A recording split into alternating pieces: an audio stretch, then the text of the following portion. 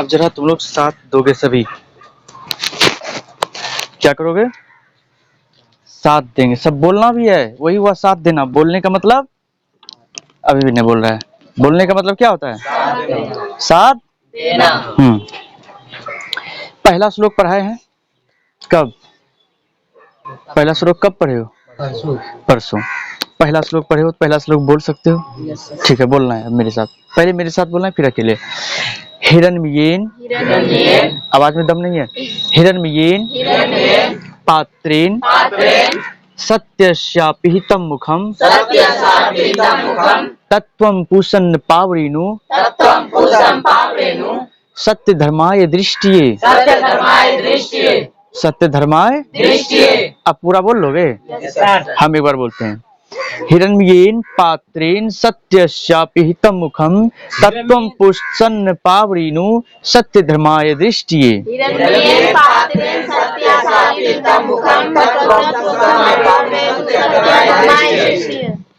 Copy दो पहला श्लोक का। और इसका अर्थ लिखाए हैं। चलो पहले श्लोक का अर्थ बोलो। हे भगवान सूर्य, आपका मुख एक सोने के पात्र से ढका हुआ है। इसलिए हे प्रभु, सत्य रूपी धर्म को जानने के लिए मुझ में जो असत्यता है तथा यह मन रूपी सागर मोह माया से बंधा हुआ है, उस बंधन से बाहर आने के लिए मुझे शक्ति प्रदान करें। तभी सत्य की प्राप्ति संभव है। देखो, अच्छा यह श्लोक किस उपनिषद से लिया गया है? ईशावास्य उपनिषद। किस उपनिषद से? ऑब्जेक्टिव में पूछा भी जाता है, इसे बार बार रटो। किस उपनिषद से? ईशावास्य उपनिषद। किस उपनिषद से? ईशावास्य उपनिषद से संकलित है। मंगलम पाठ से लिया गया है यह श्लोक। और इस पाठ में सत्य के स्वरूप के बारे में हम लोगों ने पढ़ा। और इसी संसार में इस माया मोह के वशीभूत होकर इंसान या मनुष्य सत्य की प्राप्ति नहीं कर पाते हैं। अर्थात कहते हैं, हे प्रभु, इस माया मोह से बंधन से हमें मुक्त करें, जिससे कि मुझे परम पिता परमेश्वर से मिलन हो सके और जीवन मरण के इस फंदे से मुक्त हो सके। ये प्रथम श्लोक का एक मुख्य अर्थ था। अब हम लोग चलते हैं द्वितीय श्लोक, आज जो स्टार्ट करने वाले हैं। अब दूसरा श्लोक सबसे पहले मेरे साथ पढ़ना है। क्या करना है? पकड़ो, बोलो। अनोर अनियान महतो मह्यान आत्मास्य जंतो निर्हितो गुहायाम तम क्रतुः पश्यति वीतशोको धातु प्रसादान हिमान मात्मनः। तोड़ तोड़ के बताए पढ़ने के लिए। अब एक बार थोड़ा सा आवाज होना चाहिए, आवाज यहाँ तक पहुँचना चाहिए। और पूरा पढ़ना है इसे। बोलो। अनोर नियान महतो मह्यान आत्मास्य जंतोर निहितो गुहायाम तम क्रतुः पश्यति वीतशोको धातु प्रसादान हिमान मात्मनः। निहिता का अर्थ होता है विद्यमान, मतलब रहना उसमें, विद्यमान। गुहायाम मतलब हृदय रूपी गुफा में। गुहायाम का अर्थ क्या होता है? तम का मतलब उसको, वीत शोकः अर्थात शोक रहित, ये शब्दार्थ है। अब हम लोग को क्या करना है? सबसे पहले श्लोक को पूरा याद करना है, फिर इसके अर्थ को भी लिखना है। एक काम करते हैं, पहले अर्थ को ही लिखा देते हैं, अच्छा रहेगा। चलो,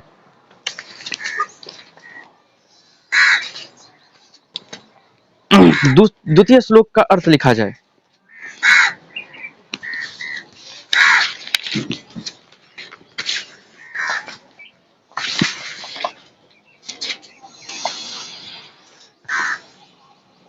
लिखो, हे भगवान सूर्य, विस्मयादि बोधक का चिन्ह देना है।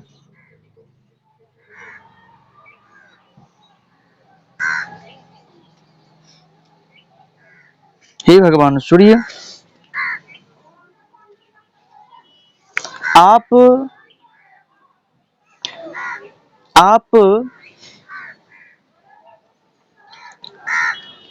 प्राणी के हृदय रूपी गुफा में, आप प्राणी के हृदय रूपी गुफा में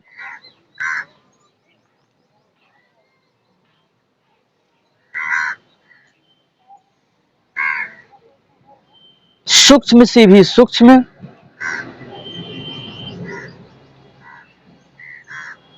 तथा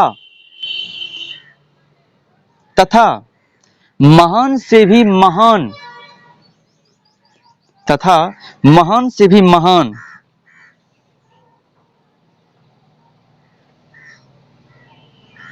रूप में विद्यमान रहते हैं, विद्यमान रहते हैं।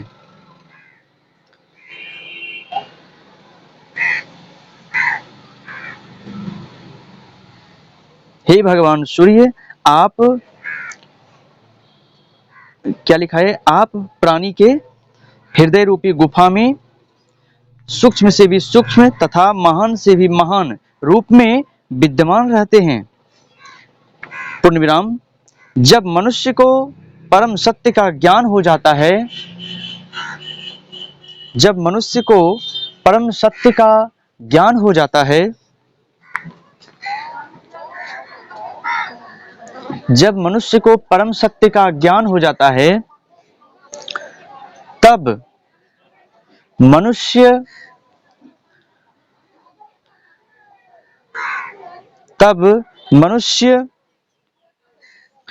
संसार की झूठी मोह माया से दूर हो जाते हैं।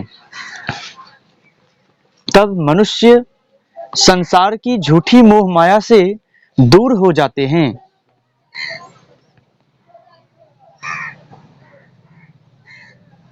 कोमा यानी अल्प विराम, अल्प विराम के बाद लिखना है अर्थात सब कुछ भुलाकर सब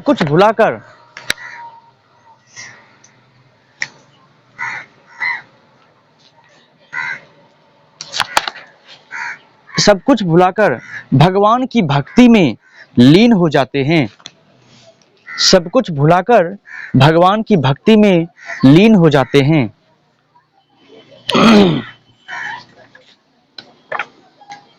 यह एक इनका वास्तविक अर्थ हुआ इस श्लोक का।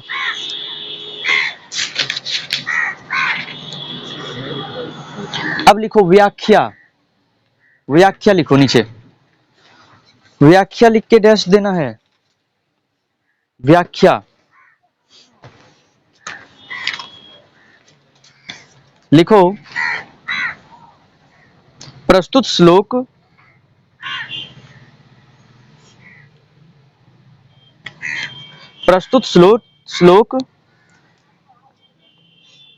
कठोपनिषद, ऐसे लिखना, कठोपनिषद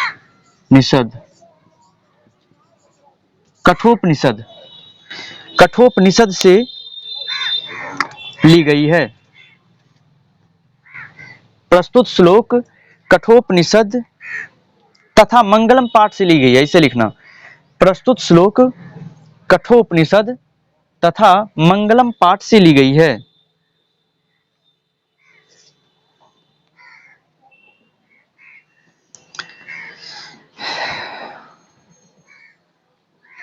प्रस्तुत श्लोक कठोपनिषद तथा मंगलम पाठ से ली गई है। पूर्ण विराम। इसमें आत्मा के स्वरूप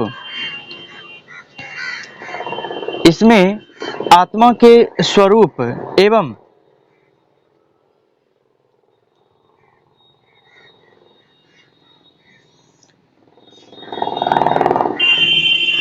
आत्मा के स्वरूप एवं आत्मा का निवास के विषय में बताया गया है, के विषय में बताया गया है।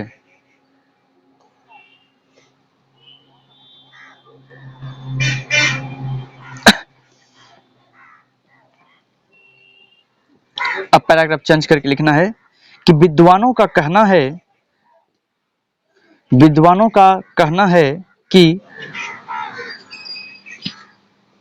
विद्वानों का कहना है कि आत्मा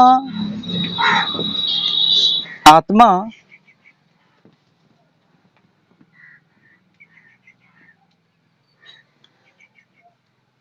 आत्मा मनुष्य के हृदय रूपी गुफा में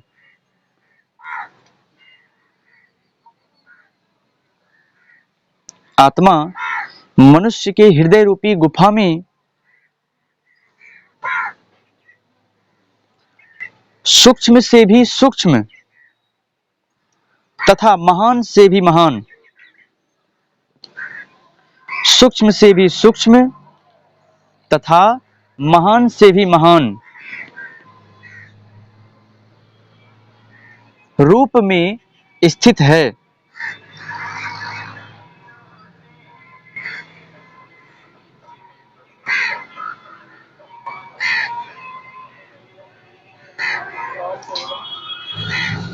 महान से भी सूक्ष्म से भी सूक्ष्म तथा महान से भी महान रूप में स्थित है।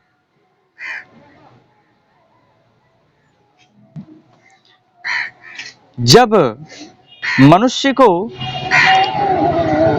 सत्य का ज्ञान हो जाता है, जब मनुष्य को सत्य का ज्ञान हो जाता है,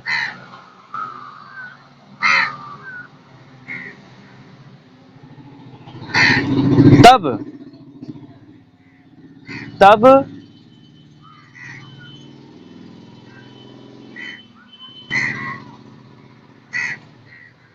सांसारिक माया मोह को त्याग कर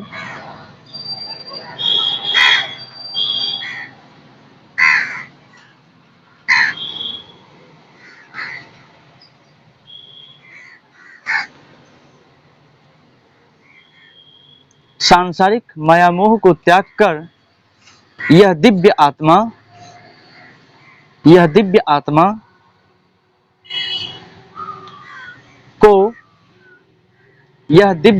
को नहीं, ऐसे लिखना, यह नहीं, इस बना दो, इस दिव्य आत्मा को परमात्मा से मिलन हो जाती है।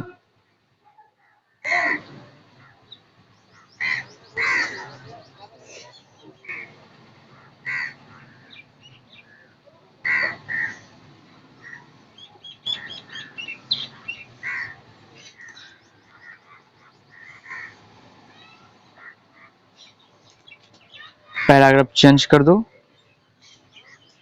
लिखना है अब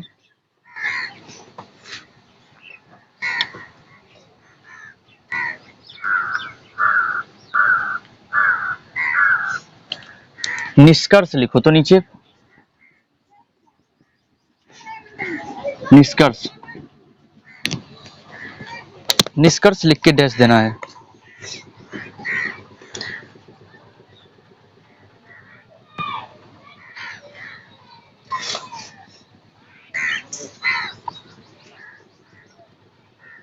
लिखो, इन सारी बातों से हमें यह ज्ञात होता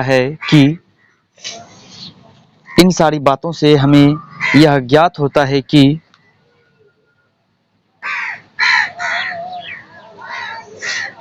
हे प्रभो लिखना, प्रभो, हे प्रभो,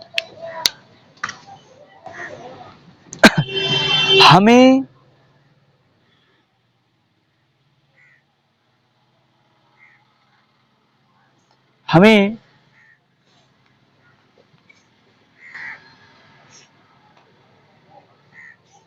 उस दिव्य प्रकाश से आलोकित करो, हमें उस दिव्य प्रकाश से आलोकित करो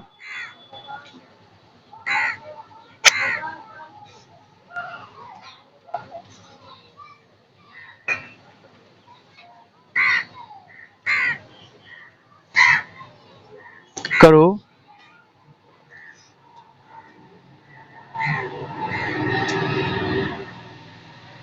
जिससे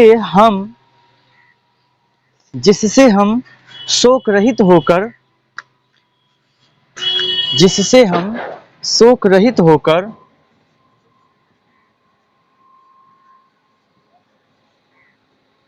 जिससे हम शोक रहित होकर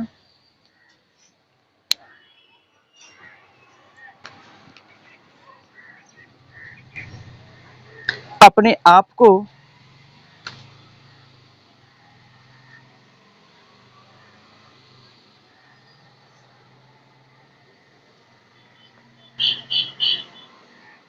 उस महान परमात्मा में अपने आप को उस महान परमात्मा में लीन कर सकें।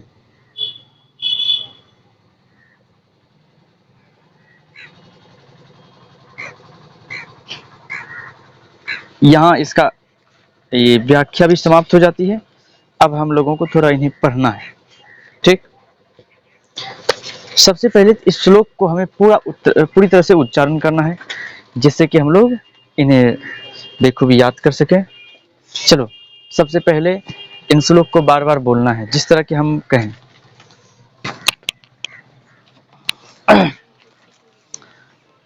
ध्यान देना, लिख लिया पूरा।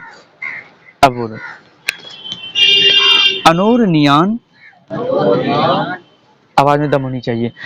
अनोरनियान, देखो अनोर फिर नियान, बोलो अनोरनियान महतो महियान।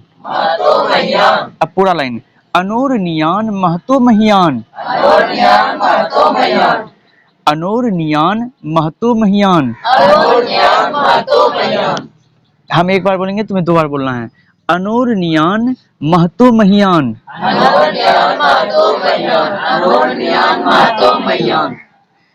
अब इससे पहले बोलो, देखो आत्माश्य है, आत्माश्य, आत्माश्य। उसके बाद देखो क्या है कि जंतु के बाद यहाँ पे आधा र है, तो जंतोर बोलना है। क्या बोलना है? जंतोर। फिर निहितो, ऐसे बोलो, जंतोर निहितो गुहायाम। पूरा बोलो, आत्माश्य जंतोर निहितो गुहायाम। पूरा लाइन बोल सकोगे? बोलो, आत्माश्य जंतोर निहितो गुहायाम, आत्माश्य जंतोर निहितो गुहायाम।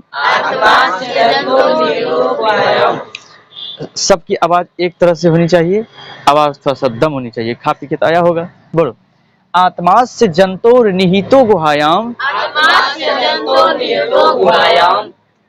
आधा रो नहीं बोल रहे हो। आत्माश्य जंतोर निहितो गुहायाम, आत्माश्य जंतोर निहितो गुहायाम।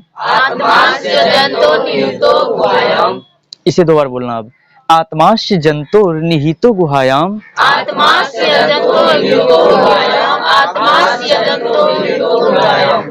ठीक है। अब इस दोनों, ये दोनों एक ही लाइन है लेकिन आधा आधा है। अब इसको दोनों लाइन को एक साथ बोलना है। ये प्रथम लाइन ही है लेकिन इसको डिस्ट्रीब्यूट कर दिया गया है आधा आधा, ठीक। बोलो, अनोरनियान महतो महियान आत्माश्य जंतोर निहितो गुहायाम।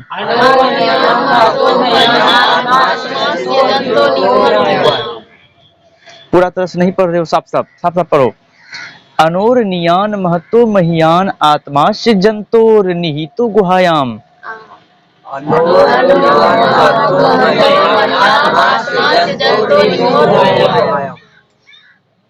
आवाज में थोड़ा दम होना चाहिए, दो बार बोलना है।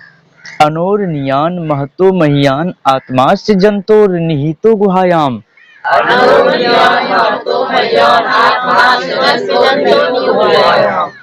नीचे आते हैं थोड़ा सा।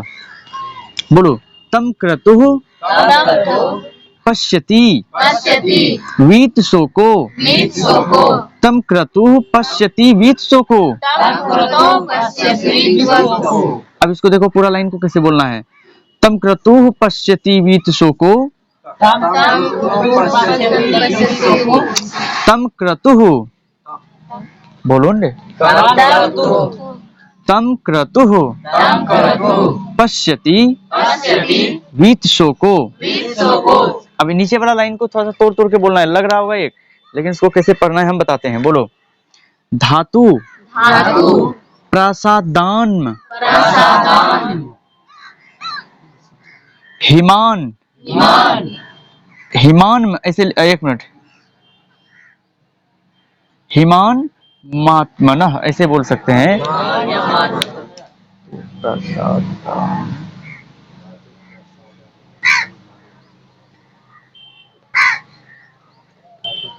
हिमानम आत्मनः, हिमानम आत्मनः बोलना, ठीक है। आधा आत्मन आत्मनः जोड़ दिया गया है। धातु प्रसादान में हिमानम आत्मनः ऐसे बोलना है। बोलो, धातु प्रसादान हिमानम आत्मनः, धातु प्रसादान में हिमानम आत्मनः, धातु प्रसादान, धातु प्रसादान, बार बार बोलो, धातु प्रसादान हिमानम आत्मनः, हिमानम आत्मनः। देखो यहाँ पे हिमानम पे जैसे आते हैं ना, यहाँ पे आकार लगा है, इसलिए उसको बोलते हैं आत्मनः, ठीक है। बोलो, हिमानम आत्मनः, हिमानम आत्मनः। धातु प्रसादान हिमानम आत्मनः, पूरा बोलना है इसे। धातु प्रसादान में हिमानम आत्मनः, यहाँ देख के पढ़ना है, ठीक है। अब शुरू से पढ़ते हैं। अनोरनियान महतो महियान, आत्मास्य जंतोर निहितो गुहायाम, तम क्रतुः पश्यति वीतशोको, धातु प्रसादान में हिमानम आत्मनः। अब जरा पूरा बोलने का कोशिश करना। पहले एक मिनट, प्रथम लाइन को, इसको 5 बार बोलना है। बोलो, अनोरनियान महतो महियान,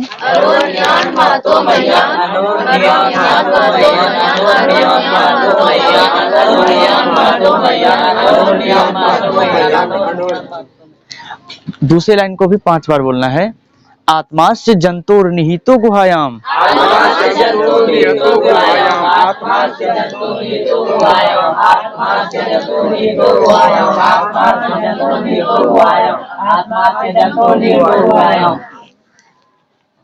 अब नीचे वाले लाइन को भी 5 बार। तम क्रतुः पश्यति वीतशोको,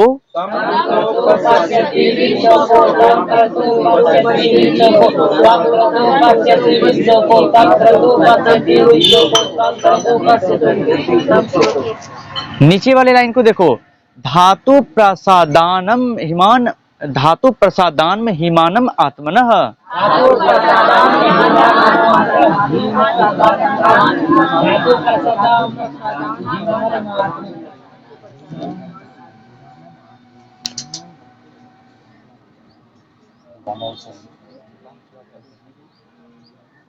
धातु प्रसाद विमान में धातु में करता है विमान महान बना विमान विमान आत्मा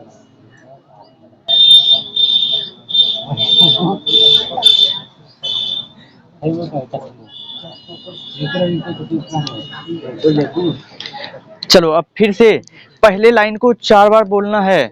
बोलो 4 बार। अनोरनियान महतो महियान, अनोरनियान महतो महियान, अनोरनियान महतो महियान, अनोरनियान महतो महियान, अनोरनियान महतो महियान। देखो एक मिनट समझ लो पहले कि जो पहला लाइन जिसे हम बोल रहे हैं ना, वो प्रथम लाइन ये पूरा है। ये बोलो, अब पूरे लाइन को 4 बार बोलोगे। हम पहले बोलते हैं, अनोरनियान महतो महियान, आत्माश्च जंतोर निहितो गुहायाम, अनोरनियान महतो महियान, आत्माश्च जंतोर निहितो गुहायाम, अनोरनियान महतो महियान, आत्माश्च जंतोर निहितो गुहायाम, अनोरनियान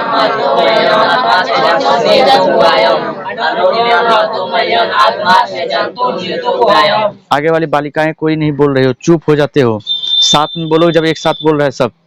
फिर से कम से कम प्रथम लाइन को 3 बार बोलना है, 3 बार। कितने बार? बोलो। अनोरनियान महतो महियान आत्माश्च जंतोर निहितो गुहायाम।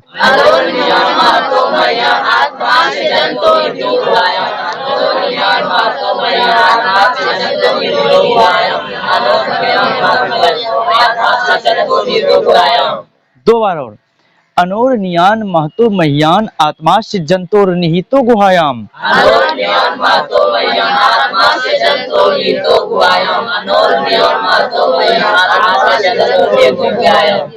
एक बार और, आवाज और थोड़ा तीव्र करो। अनोरनियान महतो महियान आत्माश्च जंतोर निहितो गुहायाम।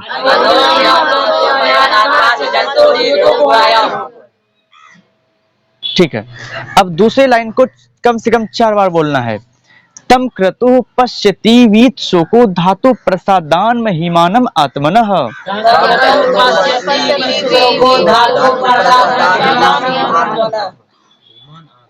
इसको पढ़ने में तकलीफ हो रही होगी, बोलो फिर से एक बार। तम क्रतुः पश्यति वीत शोको। इसको पढ़ने में कहीं कोई परेशानी नहीं होगी। नीचे वाले देखो, नीचे वाले फिर से बोलना है। रुको 1 मिनट, बोलो ऐसे। धातु प्रसादान, फिर से बोलो 3 बार बोलो। धातु प्रसादान,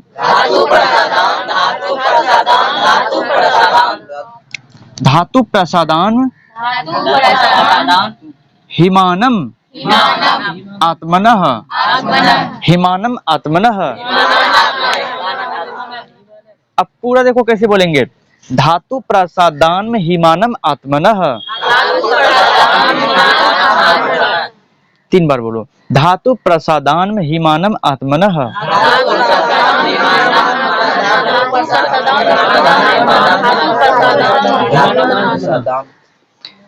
एक साथ सब बोलोगे। धातु प्रसादान में हिमानम आत्मनः।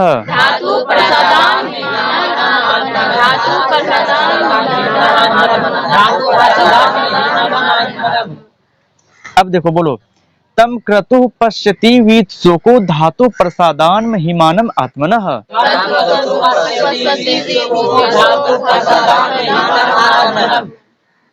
फिर से। तम क्रतुः पश्यति वीत शोको धातु प्रसादान में हिमानम आत्मनः।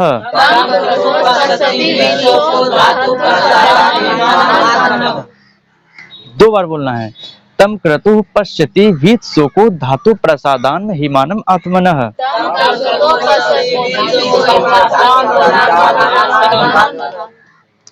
2 बार बोले थे बोलने के लिए, लेकिन शुद्ध एक साथ बोलोगे।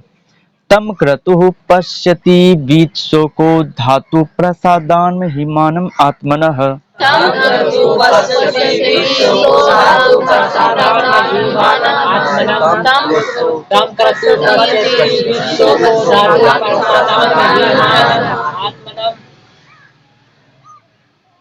एक बार शुरुआत से। अनोरनियान महतो महियान आत्माश्च जंतोर निहितो गुहायाम। तम क्रतुः पश्यति वीत शोको धातु प्रसादान में हिमान आत्मनः।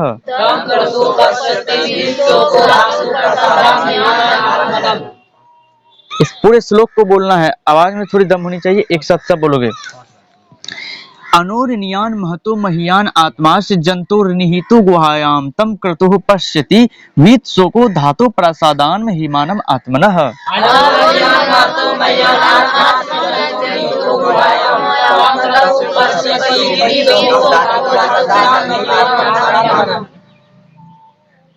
अब इसको कम से कम 1 बार और 2 बार बोलना है लगातार। 2 बार लगातार बोलना है। अनोरनियान महतो महियान आत्माश्च जंतोर निहितो गुहायाम। तम क्रतुः पश्यति वीत शोको धातु प्रसादान हिमानम आत्मनः।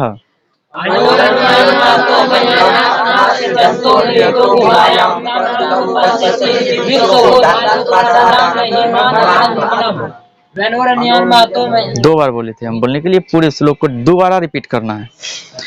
और तुम लोग का आवाज बिल्कुल भी नहीं आ रहा है। क्या खा के आई हो? चना सत्तू मतलब दही चूड़ा खा के कंठ बैठ बैठ गया है क्या गला? कि बिहार गीत गा के अलो छ? बिहार लगन चल रहा है ना अभी।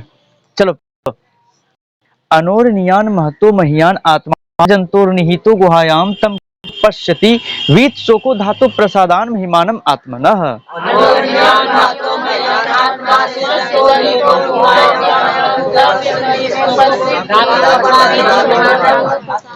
दो बार बोलना, एक बार और बोलो।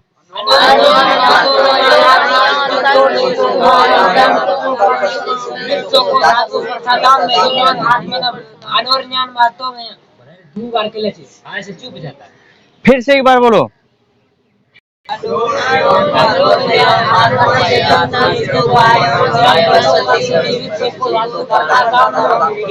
तुम लोग आवाज निकालो न तीव्र से, बोलो। चलो एक मिनट, एक बार आप पहला श्लोक को बोलो तो। हिरण्मयेन पात्रेण सत्यस्यापिहितं मुखं तत्त्वं पूषन्न पावरेणु सत्य धर्माय दृष्टिये। हिरण्यं पात्रेण सत्यस्यापिहितं मुखं तत्त्वं पूषन्न पावरेणु सत्य धर्माय दृष्टिये। इसको भी बोलो। अनोरनियान महतो महियान आत्मास्य जंतोर निहितो गुहायाम तम क्रतुः पश्यति बीतशोको धातु प्रसादान हिमानम आत्मनः।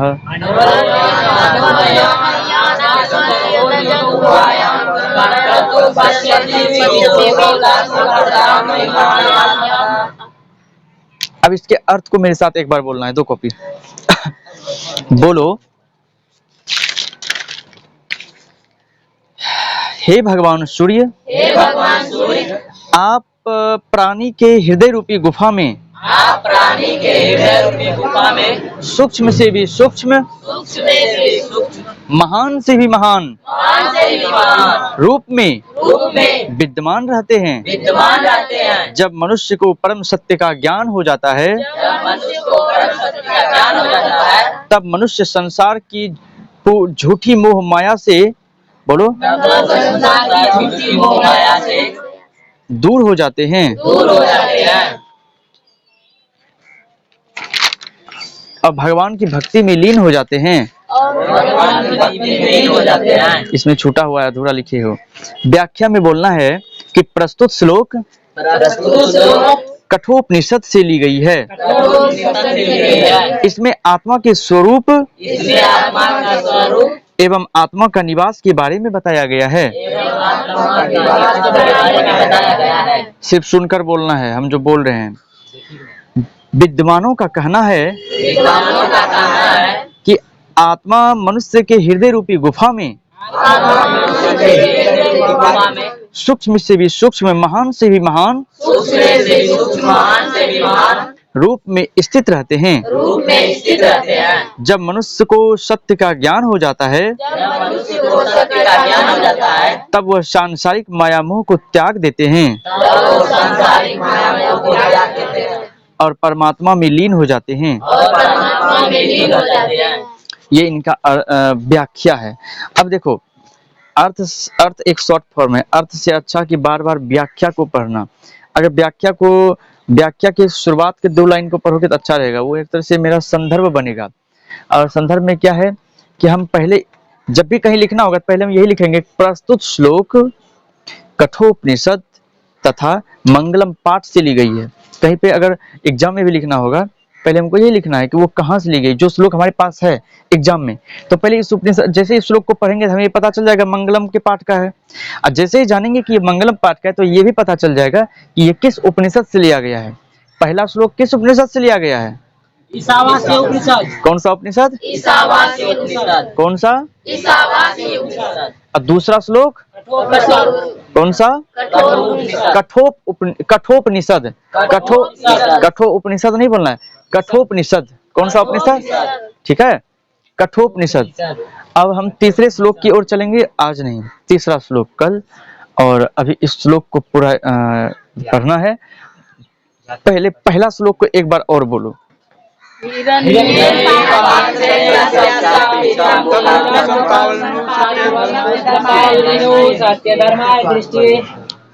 दूसरा श्लोक बोलो। अनोर्नियान नातो मयान आत्माच जंतो नियोगुहायाम तमक्रतो पश्येति विलोको नातो प्रसादान महिमान आत्मनम। प्रथम श्लोक फिर से बोलना है। रम्येन पापेन सत्यस्य पिंकम ठीक से बैठो। सत्य धर्माय दृष्टिये। अब दूसरा श्लोक फिर से बोलो। अनोर्नियान नातो मयान आत्माच जंतो नियोगुहायाम तमक्रतो पश्येति विलोको नातो प्रसादान महिमान। धातु प्रसादान में हिमानम आत्मनः। अच्छा, अनोह का अर्थ क्या होता है? अनियान का मतलब? महतः का मतलब? महियान का मतलब? आत्मस्य जंतो निहितः गुहायाम तम वीत शोकः। समझ में आया?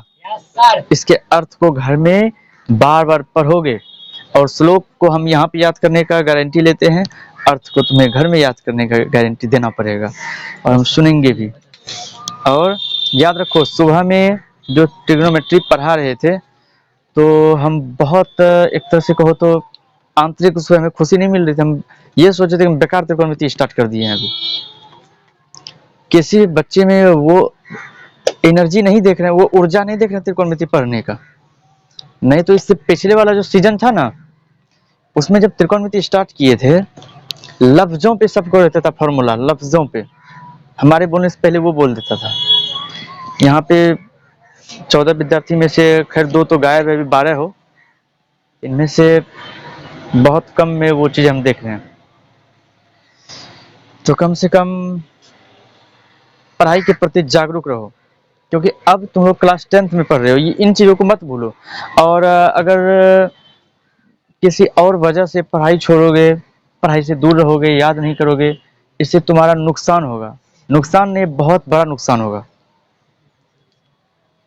और एक बात याद रखना, जिंदगी जब तक रहेगी, पर्व, त्योहार, शादी, श्राद्ध ये तुमसे जुड़ा रहेगा।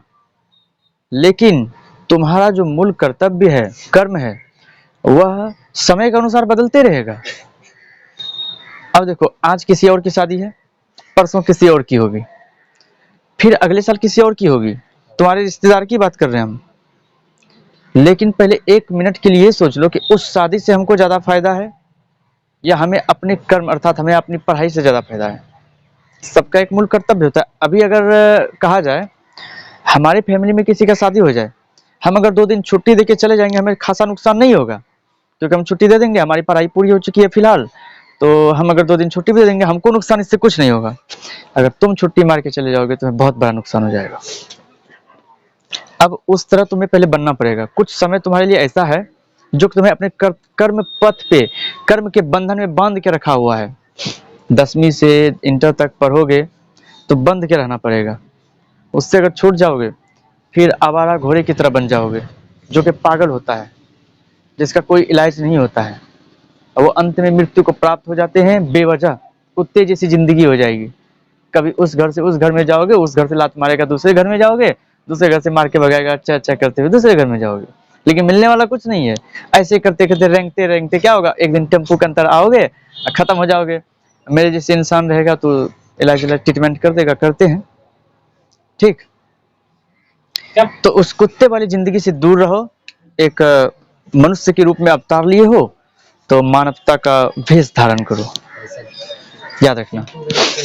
और बिना ज्ञान का ये जिंदगी अधूरी है।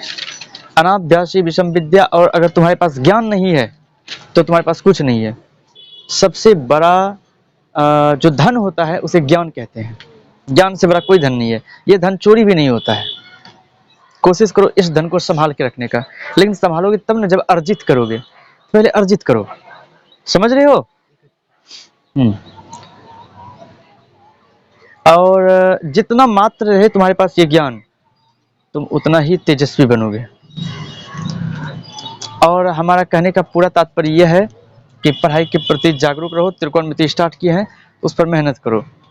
आज तो कुछ नहीं था, अगर ऐसे करोगे हम त्रिकोणमिति फिर छोड़ देंगे, छोड़कर हम कुछ और पढ़ाने लगेंगे।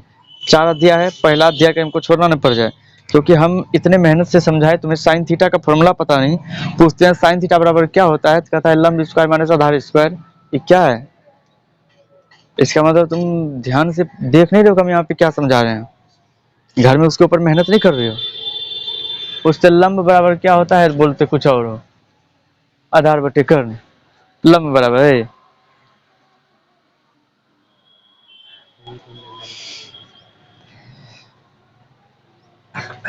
ध्यान दो पढ़ाई पर। और आत्मा से जन तो नहीं होगा। समय भी लगभग अभी हो चुका है, देखते हैं कितना टाइम हुआ।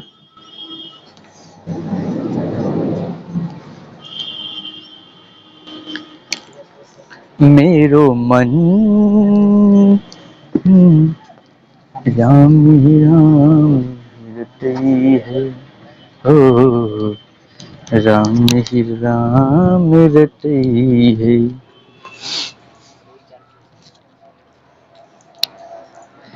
अच्छा, समय तो अब हो चुका है तुम लोग का, संस्कृत का आज का लगभग 45 मिनट हो चुका है, तो फिलहाल 2 श्लोक हो चुका है। गणित की क्रिया अब क्लास से फिर कल सुबह होगी, और फिलहाल आज जो है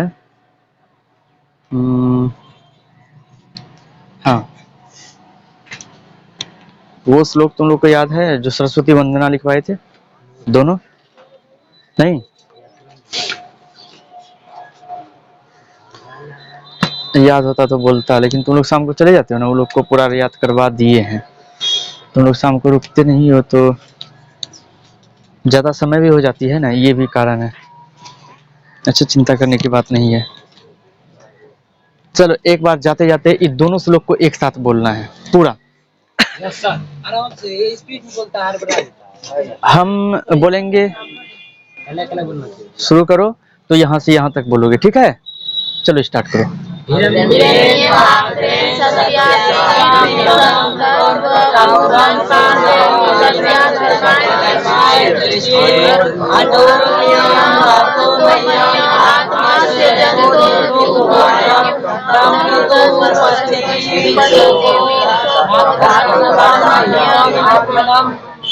धातु प्रसादान हिमानम आत्मनः।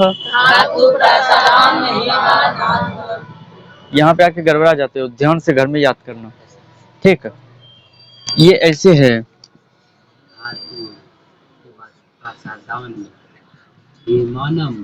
प्रसादान, धातु प्रसादान, ठीक है?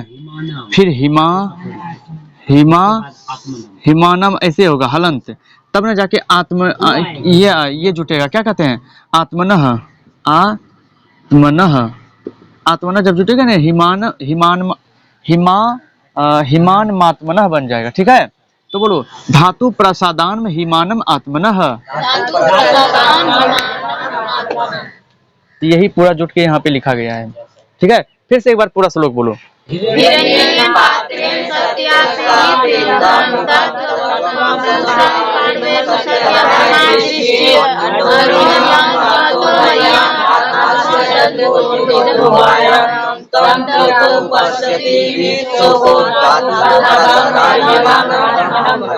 फिर से एक बार बोलो।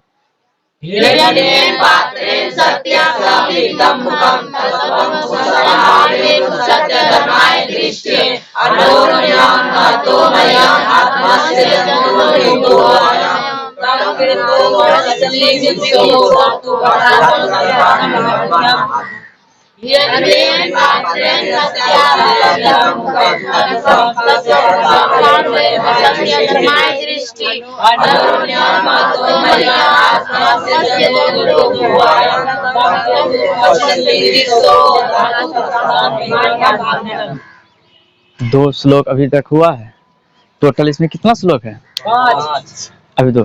पहला श्लोक कहाँ से ली गई है? कॉपी दो कोई जरूरत नहीं दो। पहला श्लोक कहाँ से ली गई है? दूसरा श्लोक कहाँ से ली गई है?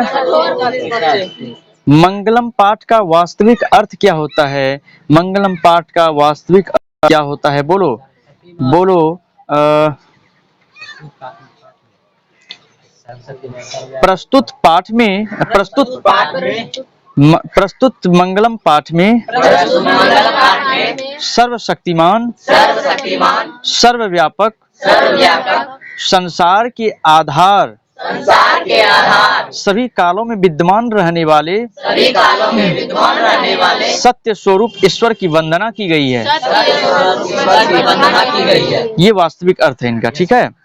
मंगलम पाठ का शाब्दिक अर्थ क्या होता है? क्या होता है? ठीक है। मंगलम पाठ कहाँ से ली गई है? कहाँ से? हम लोग मंगलम पाठ पढ़ रहे हैं और यह मंगलम पाठ जो है उपनिषद से लिया गया है। मंगलम पाठ का शाब्दिक अर्थ होता है कल्याणकारी, और मंगलम पाठ का जो वास्तविक अर्थ होता है वो होता है प्रस्तुत पाठ मंगलम में सर्वशक्तिमान सर्वव्यापक संसार के आधार सभी कालों में विद्यमान रहने वाले सत्य स्वरूप ईश्वर की वंदना की गई है। और आगे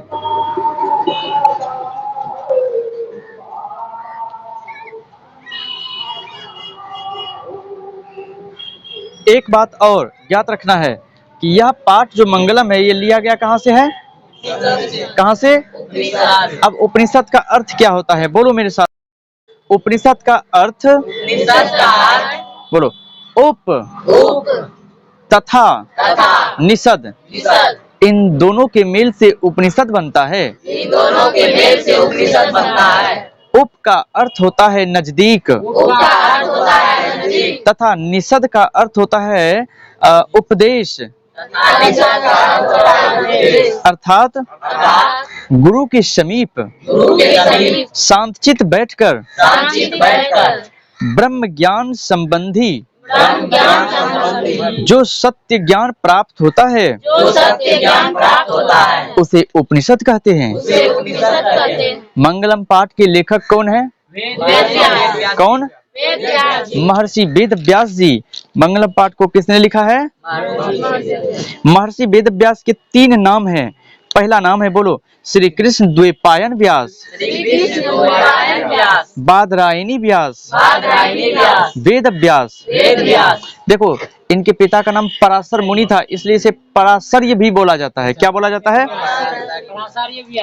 अच्छा, वेद व्यास जी के माता का क्या नाम था? क्या नाम था?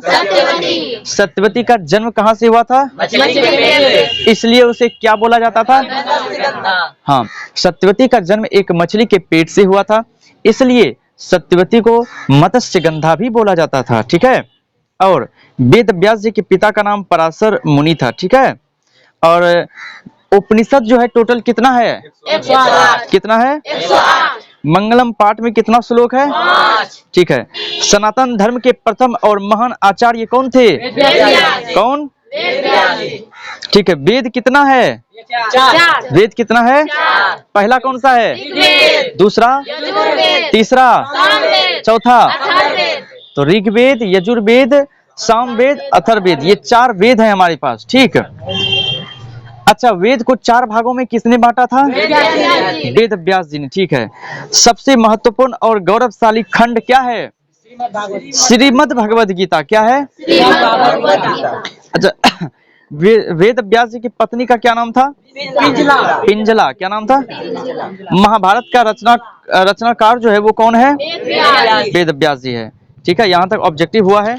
इसके आगे कुछ और ऑब्जेक्टिव हम करवाए थे क्या? अच्छा, इतना तक ही हुआ है, अभी और ऑब्जेक्टिव होगा, इसलिए बोले थे 1 पेज एक्स्ट्रा छोड़ के रखना, लेकिन तुम यहाँ पे श्लोक भी लिख दिए हो और बहुत मिस्टेक भी है, सुधार करो। एक दिन फेयर चेक होगा सबका। हम एगो किसी का फेयर चेक करेंगे, उससे सब अपना मिला लेना, ठीक है, क्योंकि फेयर में गलती नहीं होना चाहिए। तो फेयर करने से पहले चेक करना आवश्यक है। हम पहले चेक करेंगे, कॉपी चेक करवा लेना, चेक करेंगे कहाँ पे शब्द गलती है, अर्थ गलती, कहाँ पे मिस्टेक की हो, तो वो हो जाएगा। यहाँ तक ठीक है। अच्छा, वेद व्यास का जन्म कहाँ पे हुआ था?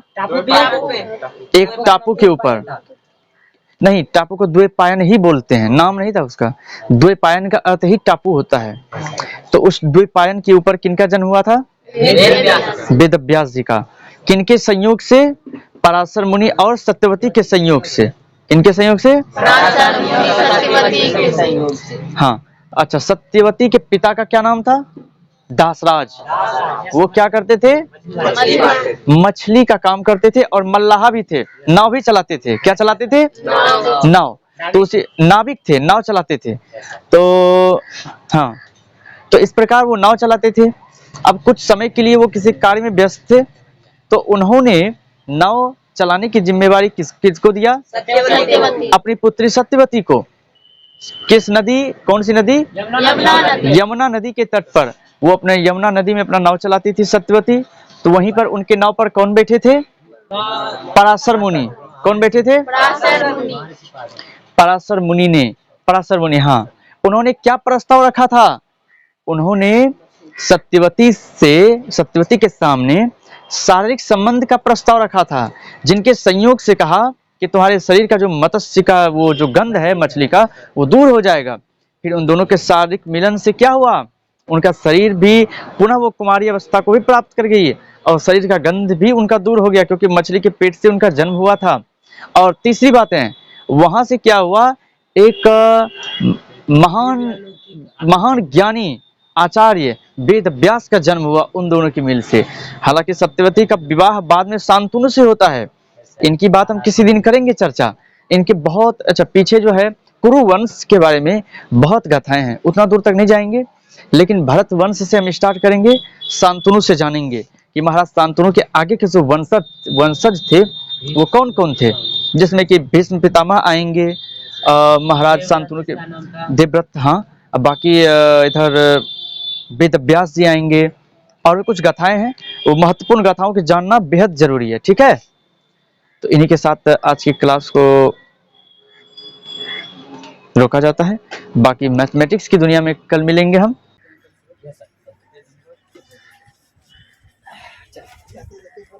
सर जी बोला फिर